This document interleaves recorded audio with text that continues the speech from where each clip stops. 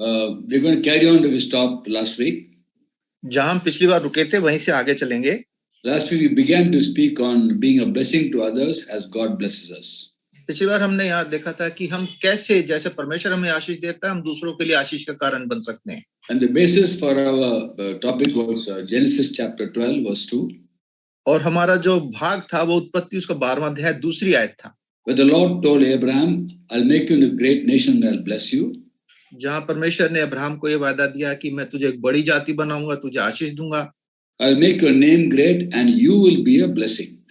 और मैं तेरा नाम बड़ा करूंगा और तू आशीष का कारण बनेगा. And that promise that God gave to Abraham is also applicable to us today.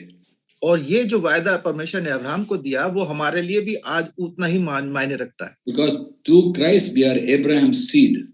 क्योंकि प्रभु यीशु मसीह के द्वारा से अब अब्राहम की संतान बनते हैं. In third chapter of Galatians verse 16 the apostle Paul wrote. गलतियों 3:16 में पौलुस ऐसे लिखते हैं.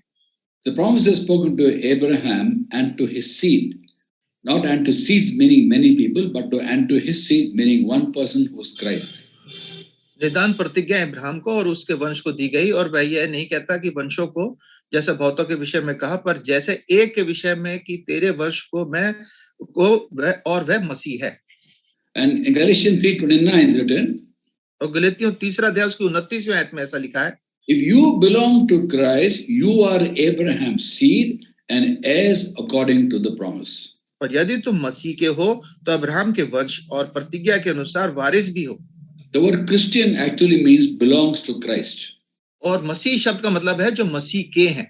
So we belong to Christ. All the promises in the scriptures, good promises, are our inheritance. और अगर मसीह के हैं तो वचन में जितने भी भले वायदे लिखे हैं वो सारे हमारे मसीह में हमारे लिए पूरे होते हैं. And today God blesses us because of His amazing grace. और आज परमेश्वर हमें आशीष देता है उसके अद्भुत अनुग्रह के कारण से. In the Old Testament time, blessings were conditional to obedience. पुराने नियम में पुराने समय में जो आशीषें थी वो आज्ञाकारिता पे निर्भर करती थी. When they obeyed God, they were blessed. When they disobeyed God, they were actually cursed. जब वो परमेश्वर की आज्ञा मानते थे तो आशीष मिलती थी और जब आज्ञा नहीं मानते थे तो उन पे श्राप पड़ता था. And today, because of the grace of the Lord, we are receiving blessing after blessing. और आज हम परमेश्वर के अनुग्रह के कारण से आशीष के ऊपर आशीष पाते जाते हैं. In John chapter 1 verses 16 and 17 we read. यूहन्ना पहला अध्याय उसकी 16वीं और 17वीं आयत में हम पढ़ते हैं. From the fullness of His grace we receive blessing after blessing. क्योंकि उसकी परिपूर्णता से हम सब ने प्राप्त किया अर्थात अनुग्रह पर अनुग्रह. For the law came through Moses, grace and truth came through Jesus Christ our Lord. इसलिए कि व्यवस्था तो मूसा के द्वारा दी गई परंतु अनुग्रह और सच्चाई यीशु मसीह के द्वारा पहुंची. So God blesses us because He loves us and through His grace He blesses us. और परमेश्वर हमें इसलिए आशीष देता है क्योंकि हमसे प्रेम करता है उसके अनुग्रह से हमें आशीष मिलती है. And He wants us to be a blessing to others. और वो चाहता है कि हम दूसरों के लिए आशीष का कारण बने. And last week we began to speak on this topic. पिछले हफ्ते इस विषय पे हमने बात शुरू करी थी. And tonight I'm going to speak on one particular way by which we can be blessing to others is by the words that we speak. और आज हम एक बात पे जो अध्ययन करेंगे कि हम कैसे दूसरों के आशीष कारण बन सकते हैं और उसका एक भाग हम देखेंगे वो है किस तरह से हम बात करते हैं. Because of the grace of the Lord we are blessed in so many ways and God gives us gifts. जब हम परमेश्वर हमें आशीष देता है तो उसमें से एक हमारे को बहुत सारे हमारे को दान भी देता है. One such gift which many people don't realize it's a gift is a gift of encouragement. और एक दान जो लोग समझ नहीं पाते हैं वो है दूसरे को प्रोत्साहन देने का दान. Romans chapter 12 verse 8 talks about the gift of encouragement. Romeo 12:8 में जो है ये जो प्रोत्साहन देने वाला जो दान है इसकी बात लिखी गई है. To be able to encourage others, it's a gift of God for us. अगर हम दूसरे को प्रोत्साहन देते हैं तो ये परमेश्वर की ओर से हमारे को एक दान है. And every gift of God is received, it is not earned. और हर एक दान जो है वो हम उसको हम कमाते नहीं है वो हम सिर्फ पाते हैं. First of all, you must understand that we have this gift available for us. सबसे पहली बात हमें समझने की ये है कि ये सारे दान जो है हमारे लिए उपलब्ध हैं. And there's nothing wrong asking God for His gifts. और हमारे इसमें इन दानों को परमेश्वर से मांगने में कोई गलत नहीं है. As long as it's for glorifying the Lord and edifying His people. जब तक ये परमेश्वर की महिमा के लिए परमेश्वर के लोगों के प्रोत्साहन के लिए है. Now in 1 Corinthians 14 chapter verse 1 we read. और पहला कुरिन्थियों 14 अध्याय उसकी पहली आयत में हम पढ़ते हैं. In fact, the 12th chapter talks about the gifts of the Holy Spirit, जो 12वां अध्याय है वो पवित्र आत्मा के दान की बात करता है, and 13th chapter talks about love. और 13वां अध्याय प्रेम की बात करता है, And the very first verse of the 14th chapter seems to combine both these two. और 14वें अध्याय की पहली आयत जो है वो 12वें और 13वें अध्याय को जोड़ के यहाँ पे सारांश में है, And clearly defines which is more important. और एक बहुत महत्वपूर्ण बात को यहाँ पे बताया गया है Whether gifts are more important or love is more important. कि प्रेम ज्यादा महत्वपूर्ण है या उस दान ज्यादा महत्वपूर्ण है, And very clearly Paul talks about love is more important. और पौलुस बड़ी सफाई से बताता है कि इन दोनों में से प्रेम ज्यादा महत्वपूर्ण है। 14th chapter of 1 Corinthians says, 14वां अध्याय कुरिन्थियों का पहली आयत में ऐसा लिखा है, follow the way of love and eagerly desire spiritual gifts, प्रेम का अनुकरण करो और आत्मिक वरदानों की भी धुन में रहो, especially the gift of prophecy. विशेष करके यह कि भविष्यवाणी करो। Prophecy basically means hearing from God and speaking out. भविष्यवाणी का मतलब परमेश्वर से सुनना और उसको आगे बता देना। And whatever God speaks to us, we speak out to basically to build up people. The purpose of sharing with others is to build them up. और जो हम बोलते हैं उसका मुख्य उद्देश्य यही है कि हम दूसरे लोगों को हम और मजबूत करें, उनको उभारें। And the Apostle Paul clearly exhorting the church in Corinth to follow love and seek gifts, especially gift of prophecy. और पौलुस यहाँ कुरिन्थियों की कलीसिया को बता रहे हैं कि प्रेम का अनुकरण करो, आत्मिक वरदानों की खोज में उसकी धुन में रहो, खास करके, और भविष्यवाणी की विशेष करके। And the primary purpose of God giving this gift to God's people is for encouraging the church, for encouraging people. और ये मुख्य उद्देश्य इन दानों को देने का परमेश्वर का ये है कि कलीसिया को प्रोत्साहन मिले। 1 Corinthians 14:3 says, prophecy is for exhortation, strengthening and comfort, for encouragement. और पहला कुरिन्थियों 14वां अध्याय उसकी 3री आयत में लिखा है, परंतु जो भविष्यवाणी करता है वह मनुष्य से उन्नति और उपदेश और शांति की बात कहता है। This means of encouraging need not be a very public and visible ministry. ये प्रोत्साहन की जो सेवा है ये जरूरी नहीं है कि बड़ा सबको दिखाई दे। You don't have to be a very big preacher or a teacher or talk to a lot of people to be an encourager. One to one and talk to people you can encourage. जरूरी नहीं है कि आप बड़े प्रचारकों को, बहुत उपदेशकों को, बड़ी भीड़ के सामने बोलने वालों, आप एक एक व्यक्ति के सामने भी आप आपस में बातचीत के द्वारा प्रोत्साहन दे सकते हैं। And when we tell God, Lord, I would like to have this gift, Lord, to lift up your name, how you encourage me and for me to encourage others, it pleases God. और जब हम परमेश्वर से कहें, प्रभु मुझे दान चाहिए ताकि मैं खुद प्रोत्साहन पाऊं, जिससे बात करूं उसको प्रोत्साहन मिले, तो परमेश्वर को इससे बड़ी खुशी होती है। Any gift we ask God, we should have the right motivation to ask for the gift. जो भी दान वरदान हम परमेश्वर से मांगते हैं उसके पीछे सही मनसा होनी चाहिए। Anything we ask God, we should have the right motivation. जो कुछ भी हम परमेश्वर से मांगे वो सही मनसा से होना चाहिए। In the letter of James in chapter 4 verse 3 he writes, याकूब 4वां अध्याय उसकी 3री आयत में ऐसा लिखा है, you don't have because you don't ask God. तुम मांगते हो और पाते नहीं। You ask and do not receive because you ask the wrong motives. तुम मांगते तो पर पाते नहीं हो इस क्योंकि तुम बुरी इच्छा से मांगते हो। So even when we ask God for the gift of encouragement, we should know why we're asking. तो जब परमेश्वर से प्रोत्साहन के दान मांगते तो हमें समझना चाहिए हम क्यों मांग रहे हैं। The motivation must be not for personal glory, but for glorifying Jesus. उसका मकसद ये होना चाहिए कि हमारी खुद की महिमा ना हो पर मसीह की महिमा हो, And also to encourage people. और दूसरे लोगों को प्रोत्साहन मिल सके। This does not mean that we talk to people that we tell them what they like to hear. इसका मतलब ये नहीं है कि हम उन लोगों से वो बात कहें जो उनको सुनना पसंद है। We don't tell what people like to hear, we tell them what they need to know. हम उनको ये नहीं बताते कि वो क्या सुनना पसंद करते हैं, पर क्या उनको सुनने की जरूरत है वो उनको बताते हैं। What is good for them, sometimes when they need to be rebuked for the wrongdoing, they should be rebuked for them to become better human beings. अगर उनको किसी जगह डांटने की जरूरत है तो उनको डांटे भी ताकि वो अच्छे मनुष्य बन सकें। God himself disciplines us for our good. क्योंकि परमेश्वर खुद हमारे भले के लिए हमारा अनुशासन, हमें अनुशासन में रखते हैं। Hebrews chapter 12 verse 5 to 11 talks about how God disciplines those whom he loves. इब्रानियों 11वां अध्याय 5 से 11वीं आयत में लिखा है कि कैसे परमेश्वर जिनसे प्रेम करता है उनको अनुशासन में भी रखता है। It's wonderful to be having this gift of encouragement because when we encourage others, we'll also be encouraged. और ये बहुत भला है क्योंकि जब हम दूसरों के लिए को उन्नति करते हैं तो हमारी खुद का भी प्रोत्साहन बढ़ता है। Proverbs 11:25 says, और नीति वचन 11वां अध्याय उसकी 25वीं आयत में ऐसा लिखा है, he who refreshes others will himself be refreshed. और जो औरों को खेती सींचता है वो उसकी भी सींची जाएगी। So when we go and encourage people, whatever be our situation, In that process of encouraging others, we get encouraged. तो चाहे हमारी कैसी परिस्थिति हो, हम जब दूसरों को प्रोत्साहन देते हैं तो उनके द्वारा से हम भी प्रोत्साहन पाते हैं। Now, our Lord Himself is an encourager. और परमेश्वर खुद जो है हमारे को प्रोत्साहन देने वाला है। The Holy Spirit who lives in us, he's described in John 14:16 as Parakletos, which means encourager. और यूहन्ना 14 अध्याय उसकी 16वीं आयत में उसको ऐसा प्रोक्लेटस करके है, जो कि प्रोत्साहन देने वाला। Parakletos means encourager. पराक्लेटोस मतलब जो प्रोत्साहन देने वाला है। Now, actually, the word encouraging is a word called parakalio in Greek, parakalio. और दूसरे को प्रोत्साहन देना जो है वो यूनानी भाषा में पराकालियो शब्द है। And paraklesis means encouragement. और पराक्लेसिस का मतलब प्रोत्साहन। All very, very similar. Parakletos, encourager. पराक्लेटोस मतलब जो प्रोत्साहन देने वाला है। Parakalio, encouraging. पराकालियो मतलब जो प्रोत्साहन है। And paraklesis means encouragement.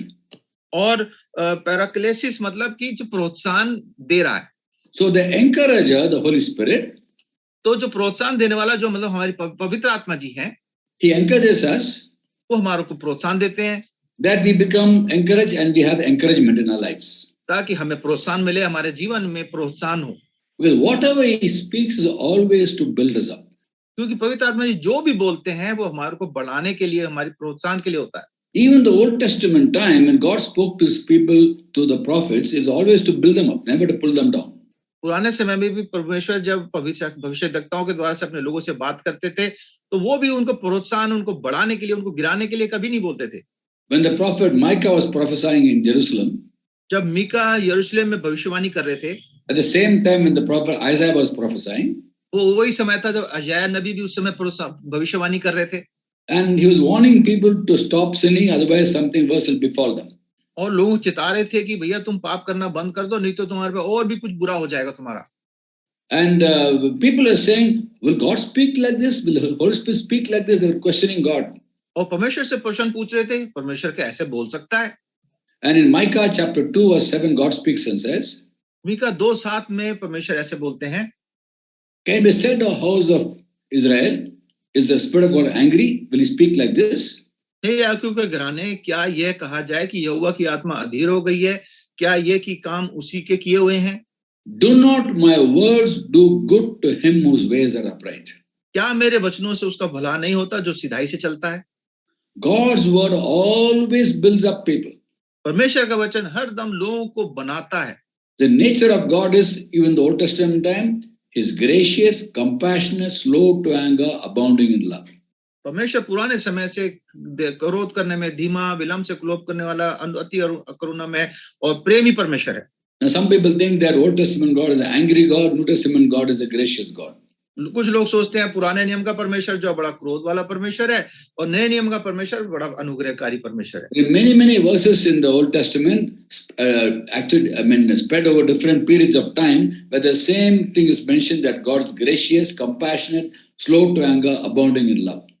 और बाइबल में पुराने नियम में कई भागों में अलग अलग जगह पे इस बात का वर्णन कई बार आता है कि परमेश्वर अनुग्रहकारी है, विलंब से कोप करने वाला है, अति करुणा में परमेश्वर है। I'll give you the references. You can note down the references. I won't elaborate. The same thing is mentioned: gracious, compassionate, slow to anger, abounding in love.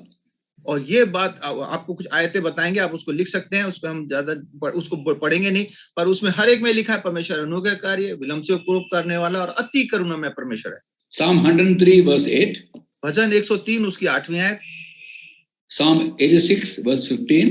भजन 86 उसकी 15वीं आयत। Psalm 145 verse 8. भजन 145 उसकी 8वीं आयत। Jonah chapter 4 verse 2. योना 4 अध्याय उसकी 2री आयत। Nehemiah chapter 9 verse 17.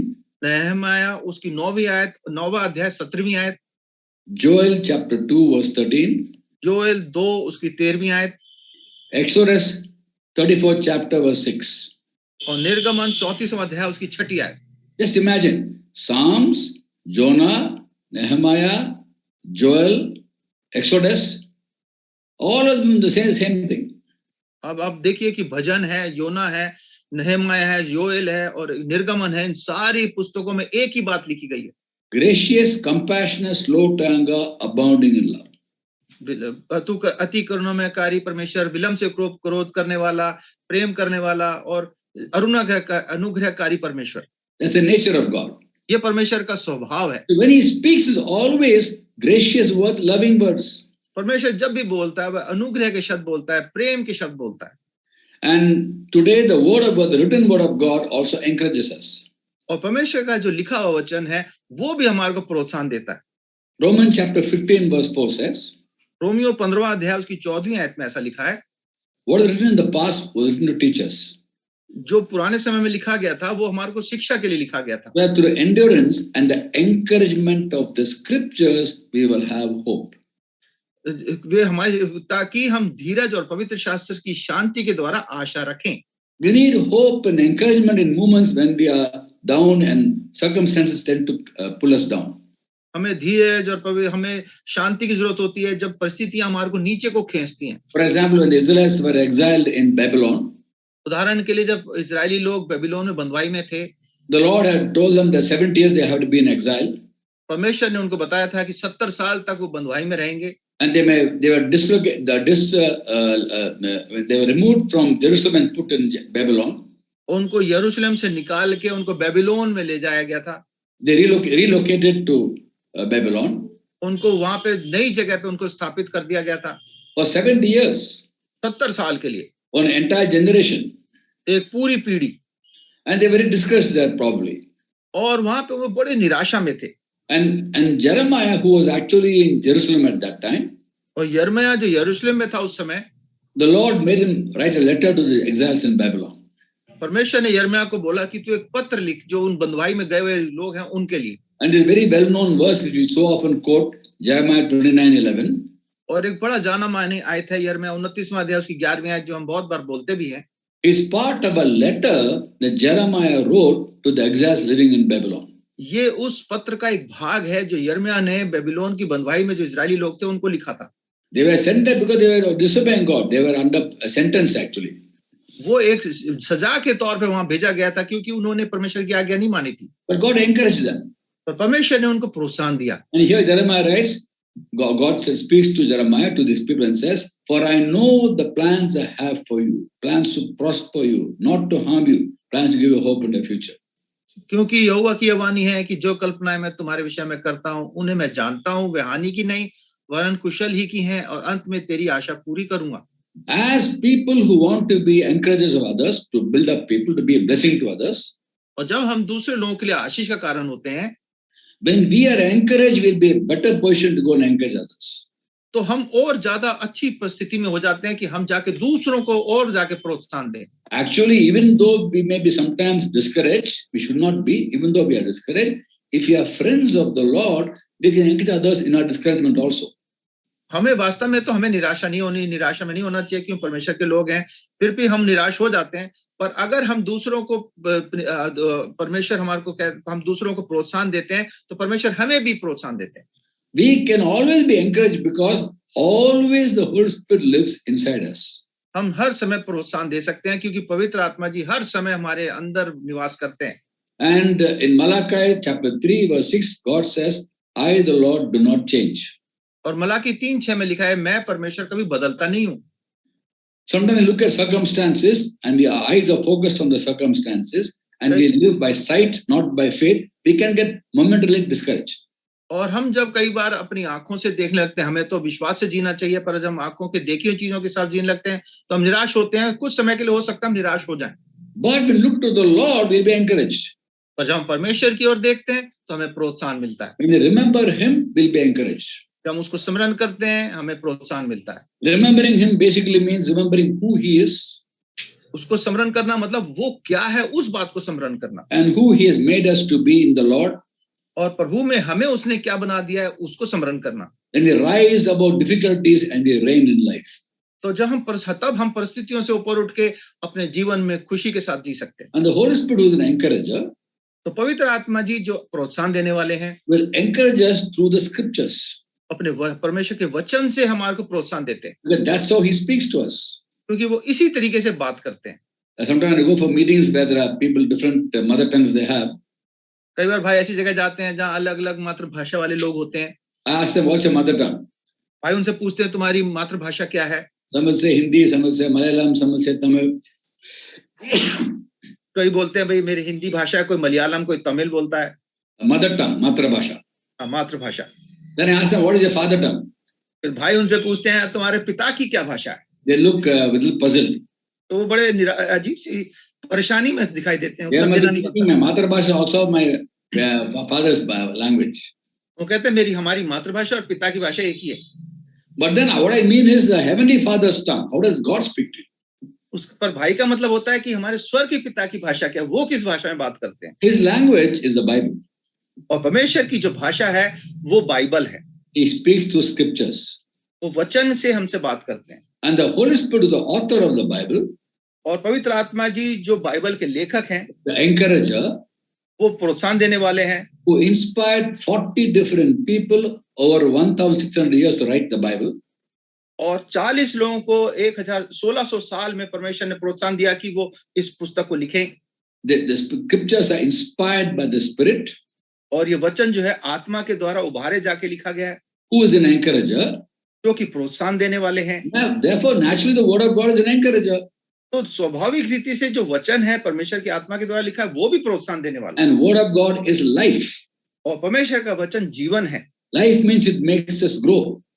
जीवन मतलब वो बढ़ता है हमारे अंदर। In John 6:63, Jesus says, 6:63 में प्रभु यीशु मसीह ऐसे कहते हैं, the flesh counts for nothing, the Spirit gives life. शरीर से तो कुछ लाभ नहीं, पर आत्मा जो है वो जीवनदायक है। The words I've spoken to you are spirit and life. जो बातें मैंने तुमसे कही हैं वो आत्मा और जीवन भी हैं। If all of us want to be encouragers, it's important that we first of all look to the Lord for Him to encourage us. Don't depend upon people to encourage you. तो हम अगर प्रोत्साहन देने वाले बनना चाहते हैं तो पहले हम प्रभु की ओर देखें और इधर-उधर दूसरे लोगों से अपने लिए प्रोत्साहन ना ढूंढें। Don't go by what people say about you. आप लोग हमारे बारे में क्या कहते हैं उसके पीछे मत जाइए। One moment people praise you, next moment they will curse you. एक क्षण तो वो आपको बड़ी आपकी तारीफ करेंगे, एक क्षण में आपको बुरा बोलेंगे। When the Apostle Paul went to Lystra, जब पौलुस लिस्त्रा को गए, in 14th chapter of Acts, प्रेरितों का काम 14वें अध्याय में, we read about how in the name of Jesus he healed the person of our crippled person. और प्रभु यीशु मसीह के नाम में उन्होंने एक अपाहिज व्यक्ति को चंगा किया। And the people come and say the gods have come down to us in human form. और वो लोग आके कहने लगे देवता जो है मनुष्य रूप में हमारे बीच में आ गए। Paul they call Hermes and Barnabas they call Zeus. Acts 14 chapter verse 11.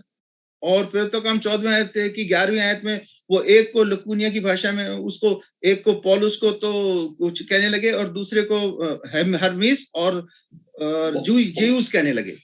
And then they were actually sacrificing to Paul.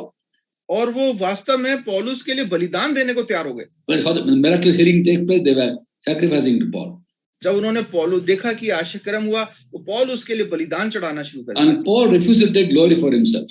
पर पौलुस ने ये इसको अपनी महिमा लेने से मना कर दिया। And the next moment we find Jews coming there, confusing these people, and next moment they are stoning Paul. और उसी थोड़े समय बाद देखते हैं यहूदी लोग आए और लोगों को उन्होंने कुछ समझाया बताया और वही लोग जो है पौलुस को पथराव करने को तैयार हो गए। One moment they called him God, next moment they stoned him. एक क्षण तो उनको देवता बोल रहे थे, दूसरे क्षण उनको पथरवाह करने को तैयार हो गए। Then you find 28th chapter Acts, the opposite is taking place. और प्रेरितों का 20वें अध्याय में इसका बिल्कुल विपरीत हम देखते हैं। 28th chapter, 28. 28वां अध्याय में। There you find they are on the way to Rome in a ship. Ship gets wrecked and they go to an island called Malta. और वो रोम को जा रहे थे, जहाज जो था जिसमें जा रहे थे वो टूट जाता है और वो एक माल्टा नाम एक टापू है, वहां पे जाके रुकते हैं। It's cold, it's raining, and then Paul is taking some wood for some fire, and there's a snake on that wood. और वहां पे बड़ी ठंड थी और भीगे हुए थे, तो उन्होंने आग जलाने की कोशिश करी, पर लकड़ी में एक सांप था। And the snake is coiled around Paul's hand. और वो सांप जो है पौलुस के हाथ के चारों तरफ लिपट जाता है। The villagers actually they thought that they knew that Paul and the companions are on the way to Rome. They are prisoners. और वो सब जो गांव के लोग थे वहां रहने वाले थे, वो जानते थे ये सब कैदी हैं, रोम को जा रहे हैं। And then they noticed that the snake around Paul, and then they say in verse 4, 28th chapter, verse 4, this man must be a murderer, for even though he escaped the shipwreck, justice hasn't allowed him to live. और वो चौथी आयत में प्रेरितों 28 आयत में कहने लगते सच में ये मनुष्य हत्यारा है कि यद्यपि समुद्र से तो बच गया तो अभी न्याय से ने जीवित रहने ना दिया। But then the apostle Paul threw the snake away. पर पौलुस ने उस सांप को झटक दिया। Then these people saying, look at Paul, think nothing unusual happened. Bible says they changed their mind and said he was a god. और जब उन्होंने देखा कि पौलुस को सांप से कुछ भी फर्क नहीं पड़ा तो वही लोग उसको वो कहते हैं उनका विचार बदल गया। And they say he must be a god. और वो कहने लगे भैया ये भी कोई देवता ही है। In Lystra he was first god, then they stoned him. तो लिस्त्रा में इससे पहले जब उसको पथरवा किया वहां पे भी उसको देवता बोल रहे थे। In Malta they said he was a murderer, then he became god. और यहाँ माल्टा में उसको पहले मुजरिम बोल रहे थे फिर बाद में उसको देवता बोलने लगे। That's how people are. इस तरह से होते हैं लोग। They keep changing their opinion. वो अपने विचार को बदलते रहते हैं। So we should not base our opinion about ourselves based on what people say or what we think about ourselves. और हमारे को लोगों के ऊपर लोग क्या कहते हैं हमारे बारे में उसके ऊपर हमारे को ध्यान नहीं देना चाहिए, हमें अपने ऊपर ध्यान देना चाहिए। And it must be based on what God says about us, not what even we think about ourselves. और वो भी अपने से भी ज्यादा हमें परमेश्वर हमारे बारे में क्या सोचता है उसके ऊपर आधारित होना चाहिए। And I've given you earlier also many references I've given you already, our identity in Christ. और प्रभु की पहचान में हमारी क्या पहचान है प्रभु में उसके लिए आपको बहुत सारी आयतें भाई ने पहले भी बताई हैं। Who we are in Christ. हम मसीह में क्या हैं। When we remember that, we'll be encouraged. जब हम उस बातों को याद करेंगे याद स्मरण करेंगे तो हमारे को प्रोत्साहन मिलेगा। With this background, with this being equipped like this, when we go to people, we tell people what is important for them to know. तो इन सब बातों से हम जब पूरे परिपक्व हो जाते हैं हमारे पास आ जाता है तो हम जब लोगों को बताते हैं उनको क्या जानना है वो उनको हम बताते हैं। To be an encourager, we should be speaking gracious words. तो हमें प्रोत्साहन देने वाला बनने के लिए हमारे को अनुग्रहकारी शब्द बोलने वाला होना चाहिए। When the Lord spoke, people are amazed at his teaching because he spoke gracious words. जब प्रभु यीशु मसीह बोलते थे तो लोग अचंभा करते थे क्योंकि प्रभु के शब्द जो थे अनुग्रहकारी शब्द थे। Luke 4:22 says they were amazed at the gracious words that came from his mouth. लूका 4:22 में हम पढ़ते हैं कि उसके मुंह से अनुग्रहकारी शब्द सुन के वो अचंभा करने लगे। They were also amazed because he spoke with authority. और वो इसलिए भी अचंभा करते थे कि प्रभु यीशु मसीह बड़े अधिकार से बोलते थे। Luke 4:32. लूका 4 उसकी 32वीं आयत। They are amazed also because he spoke so powerfully without having gone to any theological college. और वो उस पे इस बात पे अचंभा करते थे कि वो किसी बड़े शिक्षा के संस्थान में भी गए बिना ऐसी अधिकार की बात बोल रहे थे। When he spoke at the Feast of Tabernacles, जब वो टैबरनाकिल के जो पर्व था उसमें जब प्रभु यीशु मसीह बोल रहे थे in John chapter 7 verse 15, the Bible says when they heard him speak, they were amazed because they had a question when he spoke. और जब प्रभु यीशु मंदिर में उपदेश करने लगे तो वो लोग जो थे बड़ा अचंभा करने लगे कि बिना विद्या के कैसे आप बोल रहे हैं। And they had this question, how did this man get such learning without having studied? और उनके मन में प्रश्न आया कि ये बिना पढ़े ये विद्या उसे कहां से आ गई। And the Lord gave the answer to the question. और प्रभु उनका उत्तर देते हैं in verse 16. 16वीं आयत में, My teaching is not my own, it comes from him who sent me. मेरा उपदेश मेरा नहीं परंतु मेरे भेजने वाले का है। If anyone chooses to do the will of God, he'll find out whether my teaching comes from God or whether I speak on my own. यदि कोई उसकी इच्छा पर चलना चाहे तो वह इस उपदेश के विषय में जान जाएगा कि वह परमेश्वर की ओर से है या मैं अपनी ओर से कहता हूँ। So 3 aspects of his teaching. तो 3 भाग हैं उसके प्रभु की शिक्षा के। He spoke with grace, प्रभु ने अनुग्रह से बोला, spoke with authority, बड़े अधिकार से बोला, and he spoke from as instructed by the Father in heaven. और जैसा प्रभु की ओर से हिदायत मिलती थी उस हिसाब से बोला। In the same way, we also about to speak like that. और इसी तरह से हमें भी इसी तरीके से बोलना है। We are listening to the Lord and speak out. हमें प्रभु से सुन के ही बोलना है। We are called to speak gracious words. हमें बुलाया गया कि हम अनुग्रहकारी शब्द बोलें। And what's the authority to speak? और हमारी अधिकार क्या है बोलने का? Our authority is that what we speak is the word of God. और हमारा अधिकार यह है कि जो हम बोल रहे हैं वो परमेश्वर का वचन है। When he believes the word of God and speak it out as God's word, then we have authority. It's not I didn't write the Bible. It's not my invention or my development. It's God's grace, His word. तो हम जब परमेश्वर के वचन से बोलते हैं तो अधिकार हमारे को परमेश्वर के वचन से मिलता है क्योंकि ये हमारा शब्द नहीं है, परमेश्वर का वचन है। 2 Corinthians 4:13 says, दूसरा कुरिन्थियों 4 उसकी 13वीं आयत में हम पढ़ते हैं, The Apostle Paul writes there, पौलुस वहां लिखते हैं it's written, I believe, therefore I have spoken. और कहता है ऐसे विषय में ऐसा लिखा है कि मैंने विश्वास किया इसलिए मैं बोला। I believe, therefore I have spoken. With the same spirit of faith, we believe and therefore speak. कि मैंने जो विश्वास किया वही बोला, उसी तरह से हम भी जब विश्वास करते हैं हम भी वैसे ही बोलते हैं। When we believe in the scripture as the word of God and speak it as it is, we have authority that it's the word of God, not my word. जब हम परमेश्वर के वचन को लेके परमेश्वर के वचन में जैसा लिखा है वैसा बोलते हैं तो हमारे पास ये अधिकार होता है कि मेरी तरफ से नहीं है, परमेश्वर का वचन है ये। And not only we should know what to speak, with the Holy Spirit tell us, we should know we have to speak in love. और ना केवल ये कि हमें पता है कि पवित्र आत्मा जी की ओर से वचन दे रहे हैं, पर ये भी कि हमें बड़े प्रेम से बोलना है। Ephesians chapter 4 verse 15 says, इफिसियों 4 उसका 15वीं आयत में हम पढ़ते हैं, speaking the truth in love will grow up the head, that is Christ. वरन प्रेम में सच्चाई से चलते हुए सब बातों में उसको जो सिर है अर्थात मसीह में बढ़ते जाएं। We don't compromise on the truth, we speak the truth. हम सच्चाई से कोई उसमें पक्षपात नहीं करते, कोई समझौता नहीं करते, हम सच्चाई बोलते हैं। And the Apostle Paul encouraged Timothy for the ministry of evangelism and talking to people. जब पौलुस तिमोथी को प्रोत्साहन दे रहे थे कि किस तरह से उन्हें सेवकाई करनी है, कैसे सुसमाचार बांटना है। In 2 Timothy chapter 4 from verse 2 he writes, दूसरा तिमोथी 4 अध्याय 2 आयत से आगे वो ऐसे लिखते हैं, preach the word, कि तू वचन का प्रचार कर, be prepared in season and out of season. समय और असमय तैयार रहे, correct, rebuke and encourage with great patience and careful instruction. सब प्रकार की सहनशीलता और शिक्षा के साथ उल्हाना दे, डांट और समझा। For the time will come when men will not put up with sound doctrine. क्योंकि ऐसा समय आएगा कि लोग खरा उपदेश न सह सकेंगे। Instead, to suit their own evil desires, they will gather around them teachers who tell them what their itching ears want to hear. और कानों की खुजली के कारण अपने अभिलाषाओं के अनुसार अपने लिए बहुतेरे उपदेशक बटोर लेंगे।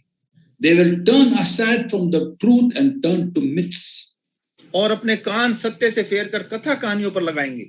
But you keep head in all situations. पर तू सब बातों से सावधान रहना। Endure hardships. दुख उठा। Do the work of an evangelist. तू समाचार प्रचार का काम कर। Fulfill all the duties of your ministry. और अपनी सेवा को पूरा कर। What a beautiful passage for people who handle the word of God. कितनी अद्भुत, इतना सुंदर भाग है उन लोगों के लिए जो परमेश्वर के वचन को लेके काम करते हैं। When people don't listen to us, sometimes many preachers get upset. जब लोग हमारी नहीं सुनते तो कई प्रचारक बड़े निराश हो जाते हैं। They get discouraged. बड़े निराश हो जाते हैं। But they forget that these people don't want the truth. They want people tell them what they like to hear. क्योंकि वो लोग ऐसे हैं जो परमेश्वर कहना चाहता है, जो सही बात है वो सुनना नहीं चाहते, वो अपनी खुशी से जो सुनना चाहते हैं वो ही सुनना चाहते हैं। So in ministry and encouraging people, we must speak words to build them up, not to tell them what they like to hear, but don't compromise on the truth. तो हम जब सेवकाई करते हैं तो हम वो बात बोलें जो परमेश्वर बताना चाहता है, वो सुनना चाहते हैं वो नहीं, चाहे उनको वो बात पसंद हो चाहे ना हो, पर प्रेम से उनको सही बात बतानी है। Sometimes correct them, sometimes encourage them, sometimes rebuke them. कई बार उन्हें समझाना है, कई बार उपदेश देना है, कई बार उन्हें डांटना भी है। How to speak when will be taught us by the Holy Spirit through the wisdom He gives us. और क्या बोलना है, कब बोलना है, पवित्र आत्मा जी वो हमारे को विजडम, बुद्धि देते हैं, ज्ञान देते हैं बोलने के लिए। And in Colossians chapter 3 verse 16, Paul writes, और कुलुसियों 3:16 में पौलुस ऐसा लिखते हैं, let the word of Christ dwell in you richly as you teach and admonish one another with all wisdom. मसीह के वचन को अपने हृदय में अधिकाई से बसने दो और सिद्ध ज्ञान सहित एक दूसरे को सिखाओ और चिताओ। That's for teaching people, to encourage them, to build them up. और ये है लोगों को शिक्षा देना, उन्हें प्रोत्साहन देना, उनको बढ़ाने के लिए। Even evangelism, the same wisdom is required. और सुसमाचार प्रचार के लिए भी यही बातें जरूरत है। In Colossians chapter 1 verse 28, Paul writes, कुलुसियों 1:28 में ऐसा लिखा है। third chapter 16 is about teaching people, here is about proclaiming the gospel. पहला था कि सुसमाचार प्रचार करने का, अब यह है कि सुसमाचार को किस तरह से लोगों तक पहुंचाना है। There he writes in Colossians 1:28, कुलुसियों 1:28 में ऐसा लिखते हैं, we proclaim him, admonishing and teaching everyone with all wisdom. जिसका प्रचार करके हम हर एक मनुष्य को जता देते हैं और सारे ज्ञान से हर एक मनुष्य को सिखाते हैं कि हम हर एक व्यक्ति को मसीह में सिद्ध करके उपदेश करें। So when we ask God for the gift of encouragement, along with the word, God will give us His love and compassion. He will give us wisdom to know how to speak. तो जब हम परमेश्वर से प्रोत्साहन लोगों के लिए मांगते हैं तो परमेश्वर हमारे को ज्ञान बुद्धि अपने वचन की शिक्षा देते हैं और हमारे को अकल देते हैं हम कैसे बोलें इन लोगों से। When I began my ministry, it was primarily for evangelism in 1980. 1980 में भाई ने जब अपनी सेवकाई शुरू की जिसका मुख्य उद्देश्य सुसमाचार प्रचार था। My first burden was for communicating gospel to people who do not know Jesus, which is still there, that burden. और पहले भी यही बोझ था और अभी भी भाई का बोझ यही है सबसे ज्यादा कि कैसे परमेश्वर का सुसमाचार लोगों तक पहुंचे। Then number 2 was basically for Christians to be rooted and built up in Christ. और दूसरा था कि कैसे मसीह लोग परमेश्वर की ज्ञान बुद्धि में स्थिर होते चले जाएं। Initially I went to non-believers, then I began to go to Christians also to encourage them to close walk with God. पहले तो भाई अन्य जातियों में अविश्वासी लोगों में जाते थे, फिर बाद में मसीहों में भी जाने लगे कि कैसे उनको मसीह में प्रोत्साहन दिया कि कैसे मसीह के साथ साथ चलना है। After 15 years of ministry, the Lord led me to encourage pastors. और 15 साल की इस सेवकाई में परमेश्वर ने भाई की अगुवाई करी कि वो प्रचारकों के पास भी जाके उनको भी प्रोत्साहन दे। Because I found many pastors, people in the ministry, inwardly discouraged. देखा कि बहुत सारे प्रचारकों को देखा जो सेवकाई में हैं वो बड़े निराशा में हैं। Outwardly they were all doing ministry and but then they were suffering from inside. बाहर से तो बड़े प्रचार कर रहे थे, बहुत कुछ दिख रहे थे, पर अंदर से बड़े निराशा में थे। And so the third burden came was to encourage pastors to learn to enjoy and cherish their ministries. तो ये तीसरा बोझ भाई के पास आया कि कैसे इनसे जो प्रचारक लोग हैं उनको कैसे प्रोत्साहन देना, कैसे उनको उत्साह देना है। But common factor in all these three different kinds of people was the need to encourage them and to be instrument of building up people. और इन तीनों में जो जरूरत थी वो यही थी कैसे उनकी जरूरतों को समझे और कैसे उनकी जो जरूरत है उनको लोगों को मजबूत बनाने में उनकी क्या जरूरत है उसको पूरा करें। All of us can choose to be encouragers. हम सब जो है प्रोत्साहन देने वाले बन सकते हैं। In Ephesians chapter 4 verse 29, Paul writes, इफिसियों 4:29 में पौलुस ऐसा लिखते हैं, don't let any unwholesome talk come out of your mouth, कोई गंदी बात तुम्हारे मुंह से ना निकले, but only about useful for building up others, according to needs, benefit those who listen. पर आवश्यकता के अनुसार वही जो उन्नति के लिए उत्तम हो ताकि उससे सुनने वाले पर अनुग्रह हो। Now all of us in different capacities are teachers. We teach maybe one person or maybe our family members, we teach our children. All of us teach somebody or the other. हम सब जो है किसी ना किसी को प्रचार करते हैं, चाहे अपने घर में हो, चाहे बच्चों को हो, चाहे बाहर वालों को, कुछ ना कुछ करते हैं। May not be too many people, but few people we teach because God has given us a word. हो सकता है ज्यादा को लोगों को नहीं, पर हाँ कुछ लोगों को हम प्रचार करते हो कि परमेश्वर ने हमारे को वचन दिया है। When we are teachers of God's word, तो जब हम परमेश्वर के वचन के प्रचारक बनते हैं, from the scripture there is a caution for us. तो वचन से हमारे लिए एक हिदायत भी है, चेतावनी भी है। The same mouth that praises God should not curse people. वही मुंह जो परमेश्वर की आराधना करता है, उसी मुंह से लोगों को श्राप या गाली देना नहीं निकलना चाहिए। Praise and curses cannot come from the same tongue.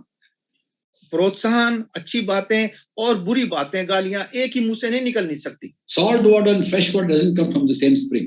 जिस तरीके से एक ही कुएं से मीठा पानी और हरा पानी एक साथ नहीं निकल सकता। When I handle the word of God, we must be very careful that this tongue that speaks God's word does not speak any unwholesome talk. तो जब परमेश्वर का वचन बांटते हैं तो हमारे को बड़ा ध्यान रखना चाहिए कि हमारे मुंह से कोई अभद्र बात, बुरी बात ना निकले। Now we can't tame the tongue. तो हम अपनी जबान को तो हम नहीं संभाल सकते, अपने नियंत्रण में रख सकते। James writes about the tongue. He says, "A restless evil full of deadly poison." याकूब कहता है कि ये ऐसी चीज है जो जहर से भरी हुई है और बिल्कुल काबू से बाहर चीज है। Man can tame every animal, bird, reptile. No man can tame the tongue. मनुष्य किसी भी जानवर को, कैसे भी प्राणी को अपने नियंत्रण में कर सकता है, पर जबान को अपने नियंत्रण में नहीं रख सकता। But the good news is, even though we can't tame the tongue, God can tame the tongue. पर अच्छी बात हमारे लिए खुशखबरी ये है कि चाहे हम अपनी जुबान को नियंत्रण में ना रख सकते हो, पर प्रभु इसको जरूर कर सकता है। We have to give our hearts, our minds, our tongues to the Lord to be used by Him for building up people and glorifying His name. तो हम अपने हृदय, मनों को, अपनी जुबान को परमेश्वर के हाथ में सौंप दें कि प्रभु वो उसको बनाए और लोगों के लिए प्रोत्साहन का कारण बनाए। Believe me, it's an excellent gift to have, a gift of encouragement. और ये प्रोत्साहन देने का जो दान है, ये बहुत ही बड़ा अच्छा और बहुत सबसे अच्छा दान है। When you forget about your own circumstances, even though they sometimes can be very discouraging, you forget about that, simply go and build up people. After you talk to them, you see the joy in their face, you get built up so much. तो चाहे हम खुद निराशा में हो, पर हम देखते हैं दूसरे निराशा में हम जाके जब उनको प्रोत्साहन देते हैं तो हम देखेंगे कि जो उनके मुंह पे जब मुस्कुराहट आती है उसको देख के हमारा खुद का प्रोत्साहन बढ़ जाता है। Proverbs 11:25 once again. He refreshes others, will himself be refreshed. निर्गमन 11:25 को फिर से जैसे लिखा है कि जो दूसरों को खुश करता है उनको सींचता है वो खुद भी सींचा जाएगा। When the first century church met together, one of the purpose was to encourage each other in the faith. जो पहली शताब्दी की कलीसिया के लोग जब पहले मिलते थे तो उनका मुख्य उद्देश्य यही होता था कि एक दूसरे के विश्वास में उनको प्रोत्साहन दे। Hebrews 10:25 says, इब्रानियों 10वां अध्याय 25वीं आयत में ऐसा लिखा है, let us not stop being together as some are in the habit of doing. Let's encourage each other as long as it is called today. और एक दूसरे के साथ इकट्ठा होना ना छोड़ें जैसे कि कितनों की रीति है, पर एक दूसरे को समझाते रहें और एक दूसरे को और प्रोत्साहन दें। Which means in the churches today, there should not be gossip, not slander, not malice, rather encouraging each other and building up each other.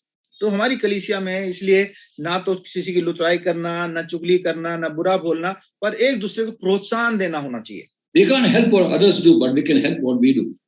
दूसरे क्या कर रहे हैं उसका हम कुछ कर नहीं सकते, पर हम ये जरूर देख सकते हैं कि हम क्या कर रहे हैं। Let's offer ourselves to God as encouragers and say, Lord, I want you to bless me, Lord, amazingly with the word. Let me bless others. Let me be a blessing to others with the words that I speak. तो हम परमेश्वर से प्रार्थना करें, पर मुझे अपने पात्र बना कि मुझे अपनी ओर से प्रोत्साहन दे ताकि मैं दूसरों के लिए अपने आपके वचन के द्वारा उनको प्रोत्साहन दे सकूं। God bless us. परमेश्वर हम सबको आशीष दे।